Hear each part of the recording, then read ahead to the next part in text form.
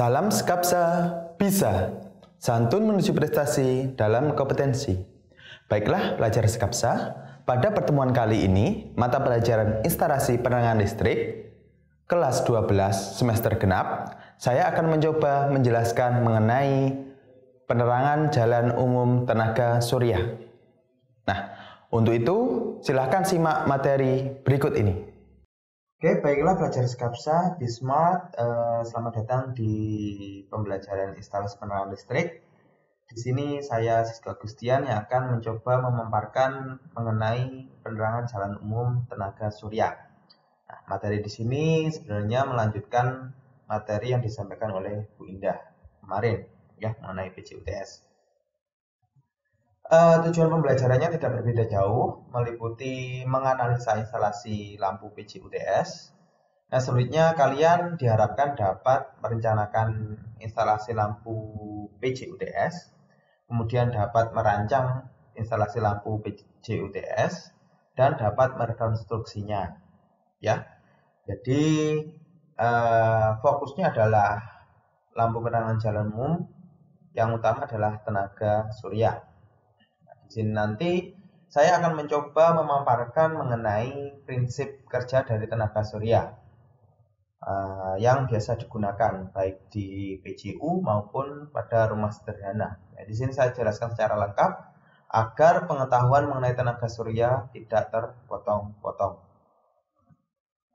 Oke, saya pikir jangan hanya puas sekedar tahu saja ya Mas ya, karena di sini kalian dituntut untuk dapat mempraktekkan, dapat melakukan suatu hal agar bisa bermanfaat. Utamanya adalah untuk kalian dan orang terdekat kalian. Jadi selalu berusaha untuk belajar.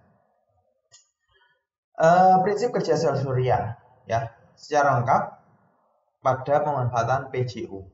Jadi gambar di sebelah kiri, mohon maaf, gambar di sebelah kanan ya, sebelah kanan ini, kanan layar, adalah gambar yang umum digunakan pada sebuah instalasi penerangan jalan umum di pinggir jalan menggunakan tenaga surya.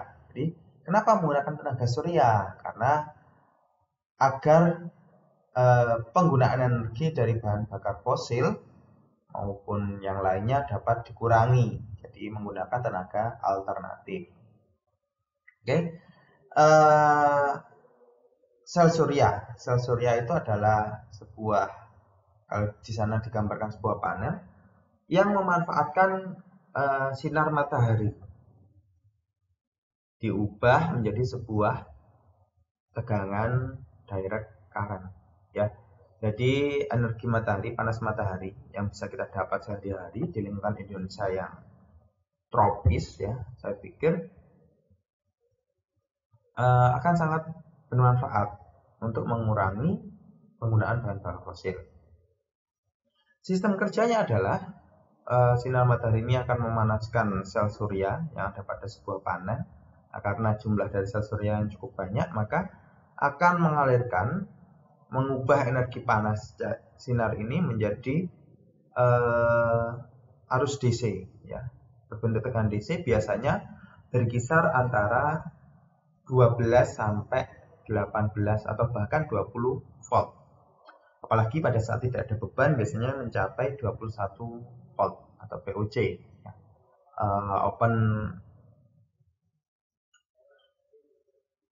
Terus kemudian di sini arus DC yang dari sel surya biasanya akan masuk ke solar charge controller. Nah, di sini untuk apa solar charge controller ini? Biasa disingkat SCC, difungsikan untuk menstabilkan. Jadi fungsinya hampir seperti stabilizer. Kenapa? Karena dari panel surya, pengubahan sel surya tidak pasti 12 volt. Ya, dia terkadang bisa lebih, bisa kurang, dan seterusnya. Ya. Jadi tegangannya itu tidak konstan 12 volt. Karena ada naik, kalau cukup terik ya naik, kalau nanti mendung ya dia tegangannya juga turun. Maka dari itu di sini ada SCC. Nah, SCC ini nanti akan menstabilkan, setelah itu dikeluarkan menuju ke baterai.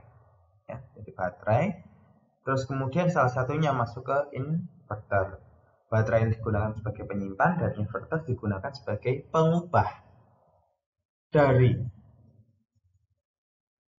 arus DC atau tegangan DC menjadi tegangan AC.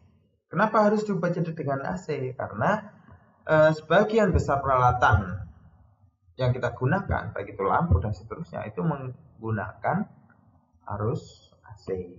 Ya. Untuk konstruksinya sudah dijelaskan seperti yang tampak. Terlihat di atas lampu, kemudian di sana ada box. Ya, nanti tegangan DC masuk ke bawah dulu, bawah diproses ke atas lagi. Nah, agar lebih rinci, saya mencoba untuk menjelaskan masing-masing peralatan secara lebih detail. Jadi, untuk solar cell atau panel surya sendiri, dia menggunakan satuan watt peak. Ya. Jadi maksudnya watt peak adalah daya maksimum yang bisa diproduksi oleh sel surya pada saat intensitas dayanya maksimum. Tapi kalau tidak maksimum berarti dia berada di bawahnya. Seperti itu. Ya. Contohnya adalah watt peak. Kemudian dari sana biasanya yang digunakan adalah 100 WP. Ya, 100 watt peak yang digunakan. Nanti tinggal berapa daya yang dibutuhkan saja. Nanti tinggal dibutuhkan, oh ternyata butuh 2 lembar panel surya, 3 lembar panel surya. Itu berdasarkan daya yang dibutuhkan.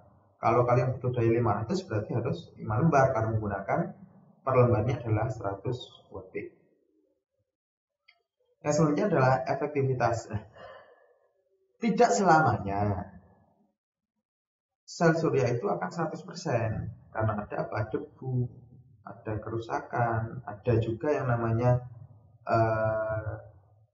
rugi daya untuk baterai, untuk SCC, untuk inverter. Nah, jadi kalau kalian misalkan membutuhkan 1000 watt, maka disarankan tambahkan 40% lagi dari 1400 watt untuk mensuplai kalau beban kalian adalah 1000 watt.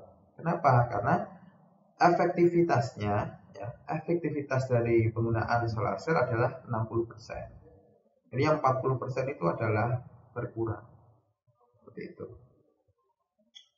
Kemudian waktu charging. Jadi sebelum menaruh sel surya kita harus, jadi tidak semena-mena, oh untuk penempatan harus di sana. Padahal di sana ada pohon atau ada satu yang menutupi panel surya tersebut, maka harus dihilangkan atau tempatnya dipindah. Nah itu nanti berkaitan dengan aktivitas chargingnya dari suatu sel surya menuju ke baterainya. Nah, solar charge controller seperti yang saya jelaskan di awal. Jadi seperti gambar di samping kanan ini adalah connect, masuk dulu. Nah dari sini ada positifnya dan negatifnya karena DC ya, masih ada positif negatif. Masuk ke ini SCC, yang biru tengah ini SCC. Kemudian dari SCC ini ada yang masuk ke baterai. Nah dari baterai ini nanti jika ada positif ada negatif, biasanya kalau dia sudah penuh dan di sini sudah habis, maka dia masuk lagi ke SCC untuk dikeluarkan. Kayak gitu nanti. Mohon maaf, ke inverter. Kemudian pada lampu atau bukan lampu ya, beban. Load itu beban. Ini nanti langsung dibebankan pada SCC.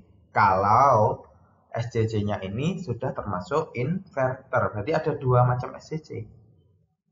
Ada SCC yang khusus untuk stabilizer saja, ada SCC yang bisa mengubah dari AC ke DC, dari DC ke AC menuju beban, kayak gitu ya.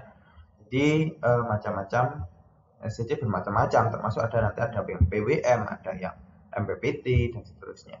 Tapi yang jelas kalau di PCU ya, SCC ini langsung selain berfungsi sebagai stabilizer, dia juga berfungsi sebagai inverter. Tapi nanti kalau bebannya cukup tinggi, maka disarankan SCC dan inverter itu berbeda alat. Kemudian selain stabilizer, SCC ini digunakan untuk mengatur sistem. Jadi sistem tegangan pada solar cell itu nggak cuma 12 volt. Ada yang 24 volt, ada yang 48 volt, tergantung baterai dan sel surya yang digunakan. Kalau sel surya yang digunakan 12 volt, maka sistemnya harus 12 volt. Maksudnya apa? Berarti sel surya 12 volt, baterai juga 12 volt. Nah, meskipun pada saat sel surya tertulis 12 volt, dia tegangannya pasti akan di atasnya. Kenapa? Karena sel surya digunakan untuk ngecas baterai. Kalau tegangan sel surya itu di bawah baterai, maka baterai tidak bisa terisi. Nah, kebutuhan utamanya adalah mengontrol arus DC sebelum masuk ke inverter, kecuali SCC yang sudah menjadi satu dengan inverter. Nah, baterai yang digunakan pada solar cell itu adalah baterai khusus. Apakah aki biasa? Bisa. Cuma kurang efektif, ya. Akan lebih efektif jika menggunakan baterai kering berjenis khusus untuk sel surya. Fungsinya apa? Yang pertama adalah menyimpan. Karena apa? Ketika malam nggak mungkin ada matahari keluar, kan ya itu. Maka energi pada saat siang hari selain digunakan juga dia biasa dimanfaatkan untuk disimpan, digunakan pada saat malam. Nah, pada baterai itu terdapat rugi daya 5%, ya, setiap baterai. Maka ketika kalian membutuhkan, baterai ini saya butuh baterai 100 Ah, ya, ampere hours, satuan dari baterai. Maka kalian harus mencari baterai yang nilainya sekitar 105. Kenapa? Karena nanti digunakan untuk rugi daya.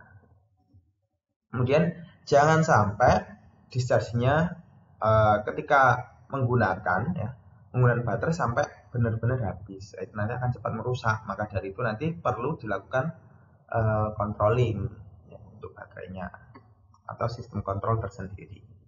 Kemudian adalah kapasitas.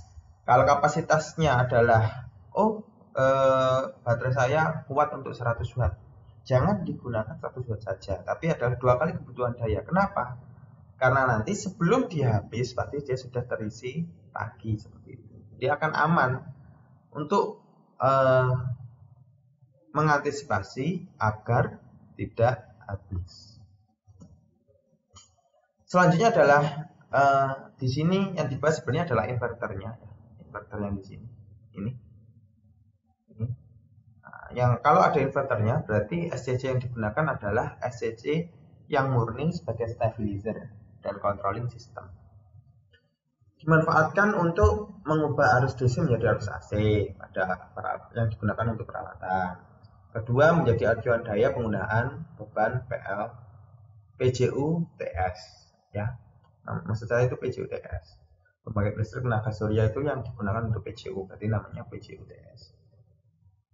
Kalau beban dayanya itu cukup tinggi, maka di sini misalkan di sana tertulis harusnya adalah bebannya adalah 2200. 2200 berarti berapa ampere? Kayak gitu, ya. 2200 berarti ternyata 10 ampere, maka kalian wajib inverternya di atas 10 ampere, 16 ampere misalnya. Seperti itu. Berarti tidak boleh sama dengan atau di bawah arus beban. Kemudian daya inverter disarankan minimal 30%. Nah, 30% dari bebannya. Berarti kalau 10 misalkan 1000, berarti minimal dia 1300 watt untuk dayanya. Agar apa? Agar inverter ini tidak over penggunaannya. Kalau over, sesuatu yang berlebihan pasti tidak baik untuk inverter ataupun untuk SCC. Maka dari itu, ketika nanti kalian melakukan rekonstruksi, ya, pembuatan lagi, pendesainan ulang, diperhatikan jumlah panel surya, baterai, dan inverternya, termasuk SCC yang digunakan. Batas-batas maksimum. Nah, di sini sebenarnya ada beberapa. Jadi PGUTS itu nggak cuma PGUTS ya, beberapa tempat atau beberapa daerah Ini hanya untuk mengetahui saja ya, jadi kalian cukup tahu. Itu terkadang PJUTS diintegrasikan dengan alat lain. Ya, apa? Yaitu ada photocell. Jadi ketika siang otomatis mati, ketika malam dia hidup. Nah, itu lebih efektif. Selain umur kehidupan lampunya tidak terlalu tinggi, jadi tidak gampang habis ya. Juga dayanya juga berhemat. Ketika malam dia akan nyala, kalau siang dia akan mati. Jadi kalau siang dia otomatis hanya charging saja. Gitu. Ya, kita tahu semua PJU itu sangat-sangat jarang sekali dinyalakan secara manual. Jadi jika otomatis. Nah, ada beberapa di luar negeri itu juga yang ada sensor geraknya. Ya. Sensor gerak maksudnya seperti apa? Jadi kalau tidak ada orang dia bukan tidak nyala, tapi nyalanya redup. Tapi kalau ada orang yang lewat dia otomatis nyala terang. Nah, ada seperti itu sensor gerak. Ada juga sistem yang digunakan, misalkan ada tiang 1, tiang 2, tiang 3, tiang 4. Ketika malam di atas jam 10 yang nyala adalah tiang 1 dan 3. Kemudian berganti lagi. Setiap 1 jam berganti menjadi tiang 2 dan 4 yang nyala. Fungsinya apa? Agar penggunaan daya lebih efisien. Menggunakan apa? Timer. Berarti integrasi dari PJU ini sangat banyak. Ya. Seperti itu. Nah, di sini sebenarnya saya pengen kalian berpikir, kenapa kok tidak kita membuat PJU, bukan PLTS saja yang banyak, khusus untuk PJU. Jadi nanti tidak setiap lampu itu dikasih panel surya, karena kan perawatannya cukup repot. Kalau dijadikan satu ini kan perawatannya lebih mudah. Kenapa kok tidak dijadikan seperti itu? Apa kekurangannya? Ini coba kalian pikirkan. Siapa tahu nanti akan dimunculkan sebuah pertanyaan. Oke.